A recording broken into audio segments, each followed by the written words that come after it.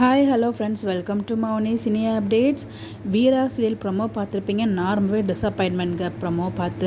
So கார்த்திக்கு பேர் வந்து பார்த்தீங்கன்னா பிருந்தா தான் அப்படின்ற மாதிரி நான் வந்து நினச்சிட்டு இருந்தேன். ஆக்சுவலாக வந்து ஒரு வீடியோவில் நான் சொல்லியிருப்பேன். மேபி வந்து பார்த்தீங்கன்னா புதுசாக விஜின்னு ஒரு கேரக்டரில் என்ட்ரி கொடுத்துருக்காங்க இல்லையா. ஸோ அவங்க ஒரு வேளை பேராக இருப்பாங்களோ, அவங்க மேபி தாலி கட்டுற மாதிரி, அவங்க கழுத்தில் தாலி கட்டுற மாதிரி வருமோ அப்படின்ற மாதிரி நம்ம வந்து அப்டேட் ஆல்ரெடி ஏதோ ஒரு வீடியோவில் வந்து நான் ஷேர் பண்ணியிருந்தேன். இந்த மாதிரி நடந்துருமோ அப்படின்னு சொல்லிட்டு அதே மாதிரி தான் நடந்திருக்கு. ஆனால் அந்த ஷாக்லேருந்து இன்னும் மீண்டு வர முடியலன்னு தான் சொல்லி ஆகணும். ஸோ இதுவுமே வந்து பார்த்திங்கன்னா வீராவோட அக்கா கண்மணியோட வேலை தான்.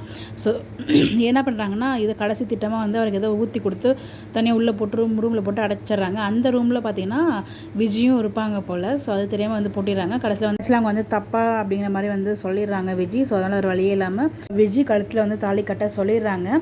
பட் இந்த இடத்துல ஏதாச்சும் நம்ம வீரா மாறா ஏதாச்சும் பண்ணி ஸோ கார்த்திக் நல்லவரை நிரூபிப்பாங்களா அப்படிங்கிறத வெயிட் பண்ணி தான் பார்க்கணும். அப்படி நிரூபிச்சிட்டாங்கன்னா கண்டிப்பாக கார்த்திக் பிருந்தாவோட மேரேஜ் தான் நடக்கும். ஸோ உங்களுக்கு யாரோட மேரேஜ் நடக்கும்? கார்த்திக் பிருந்தாவா இல்லை கார்த்திக் விஜயா? என்னை பொறுத்த வரைக்கும் யார் கூட நடந்தாலும் எனக்கு மேரேஜ் நடந்து முடிஞ்சால் சரிங்க. பட் ஆனால் பர்சனலாக வந்து பார்த்தீங்கன்னா எனக்கு கார்த்திக் பிருந்தாவோட மேரேஜ் நடந்தால் ரொம்பவே ஹாப்பியாக இருக்கும். உங்களுடைய கருத்துக்கள் மறக்காமல் கமெண்ட்டில் ஷேர் பண்ணுங்கள். இந்த மாதிரி எப்படி தெரிஞ்சுக்க நம்மளோட சேனலை ஃபாலோ பண்ணிக்கோங்க. Bye bye.